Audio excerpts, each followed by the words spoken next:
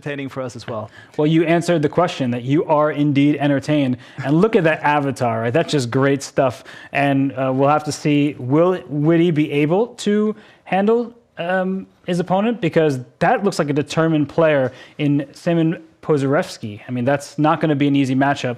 And we can actually watch these games as they unfold. But people sometimes forget that, Witty Alien is witty and is good at chess. It's not just like an act. He is a very strong player and can beat, and has proven it in the first round of Titled Tuesday, does beat top players when he is at his best. And right now, he has the black pieces in this game. So far, a very solid start. I wonder if that influences a player like him, where you get this victory, and now you sort of like are into the tournament, and you just want to keep it going, and you don't want to play crazy stuff, but you want to play solidly. Absolutely, but one thing I can guarantee is if Witty Alien gets players into his openings, that's when you know you're in trouble. So, I mean, he does have these crazy ideas, but you need to be a very, very strong player to be able to counter them, though. Absolutely, and his openings are quite offbeat, and some would have called them in the past dubious. You would see that in books, like question mark, exclamation point. But he knows them really well. So even if the engine suggests that his opponent is better, the players are at the board doing the work themselves. So for Witty Alien, I'm sure he's jumping around, ripping a shirt, but what I mean is he's a serious chess player as well. So he has this balance of being an entertainer, of being a content creator, but he's a very strong player. And from the black side of this game, against 2,900 plus FM, he has done everything you could ask for. He's developed his pieces. It's like I think almost fully symmetrical position, except for the placement of this white rook here, and now the queen for black. But both sides are just like developing, putting their piece in natural squares, and they're not flinching. Like, who's going to take which piece first? Magnus Carlsen has joined for round 2. Oh, wow. So he's late. He's late. Better late than never. In. Okay, Magnus Carlsen. Means that, well, we know that he is the kind of guy who can go 10 for 10. And actually, that would be insane. Because you would kill your tiebreaker record as well by not playing the first one. Yeah, actually, not playing the first round could sometimes almost eliminate you from getting the victory if other players are also in good form. But I think that Magnus, he will have a chance, because when you win your games, you'll start playing those people who are undefeated. So, I mean, Magnus, it's always great to see him playing. And this game, I feel, the question that Witty asked, are you entertained? I'm going to be honest, where are the sacrifices? Where is the, commotion? Is this what I'm allowed to say? He's playing black. No. Well, actually, I don't watch enough of his. I know he's got this line against the Caruana from the white side. Does he have a similar thing from the black openings? I guess maybe we have to ask people who are watching, who are also followers of his channel. Oh, this is like high-level chess. But it's just, little incremental progress here and there. White has more space, everybody, on a serious, coaching note, that White has more space.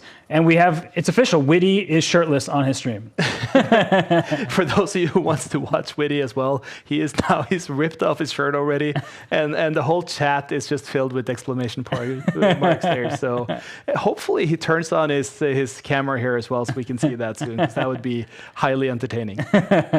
Yeah, he is playing some good chess. So the jokes aside, from the black pieces, you asked the question. It's a very fair one. I mean, in the game of chess, White often determines the trajectory of the game. You have the first move. You can steer the ship a little bit. And right now, Semyon Puzyrevsky playing really well from the white side. He's gained a lot of space here. Black is just shuffling about. You see the queen infiltrate. It can't necessarily win anything. And Witty says, anything you can do, I can do. Well, he would like to say better, but the engine is still favoring White. But that's an interesting move from him. I think White can continue advancing pieces as he does, but Black is shuffling back and forth. And time will play a part in this game, because breaking down Black's forces from Witty Alien, I mean, you have to be from another planet to do that, because against a player strong as him, without a clear target in the position, everything is defended. Literally every piece defended at the moment from the Black side.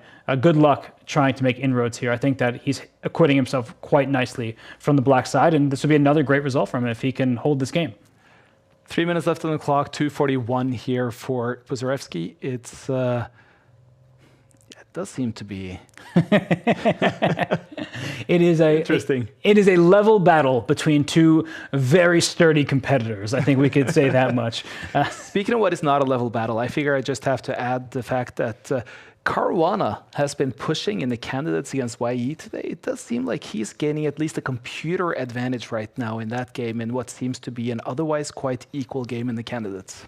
You know, I was looking at that game earlier, and Fabiano did something that I've often advised, but I'm often too nervous to do myself. If an opponent is going to play a kind of gambit or give a couple pawns for compensation, take it and make them prove it, especially on such a big stage like the candidates, where every single win is of vital importance. I think that Fabiano, he took a couple pawns, he's running with it. Still a lot to prove in his game, but you have to give a shout out where it's due. I mean, Fabiano, he's looked good. I know Hikaru said Fabiano's endgame technique wasn't perfect in game 1, but it was good enough. And in game 2, he held the black, and here in game 3 with the white pieces against the Super Grandmaster from China Wei Yi. I mean, that would be an amazing result. And I think everyone would be looking at Fabi as a front runner in this event. They did before the tournament, but now they'd be looking at the standings and looking up at him.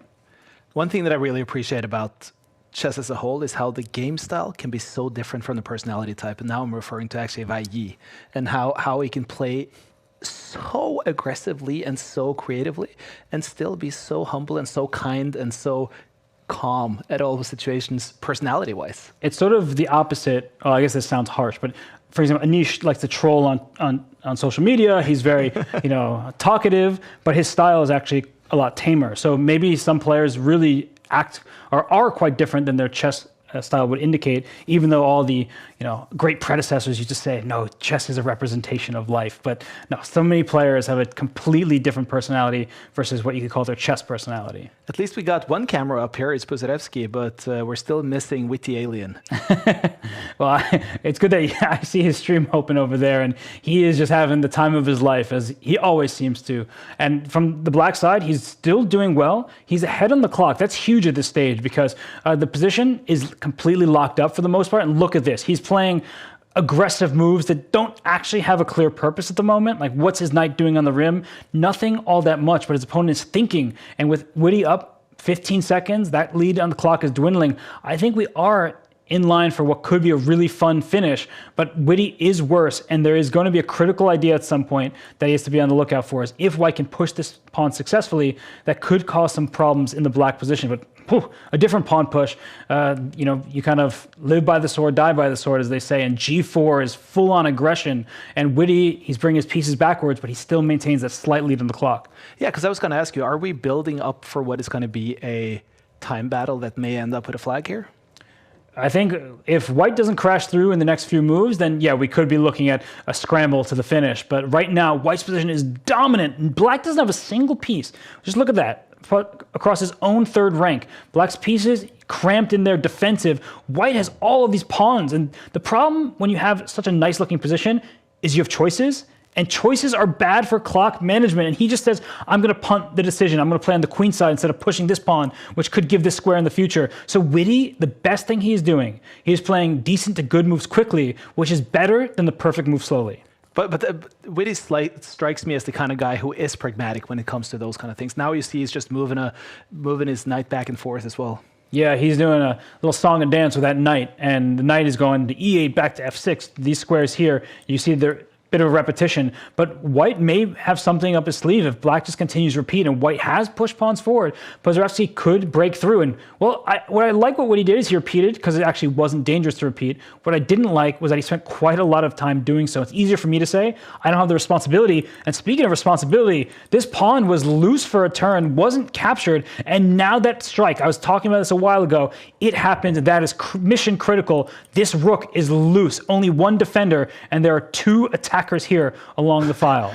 that face does not look happy right now. It's shirtless, and it's crushed by that pawn move. And it seems so dangerous. Once you get your pawns moved up so high, it's like any pawn move could be possibly detrimental for you. Yes, because anytime a pawn attacks something, that piece has to move. The knight just scrambled into the position. That's a bit of good news for Witty, is this knight is very active. Here comes a queen, but unfortunately a simple slide of the rook back here hits the queen. This knight is now hanging. It's captured. Witty is completely lost and down 15 seconds all of a sudden. Yeah, he's going down in this game. Oh, his king is just wide open as well. I mean, it went from bad to completely lost in just a couple turns. And there's no checkmate because the queens were traded. That was a little sneaky thing. But unfortunately for Witty, he spent too much time trying to defend his king, and now it's checkmate in one. Game over. But this was brilliantly played by Puzyrevsky, though, because he did have to break through here. What was a really strong defensive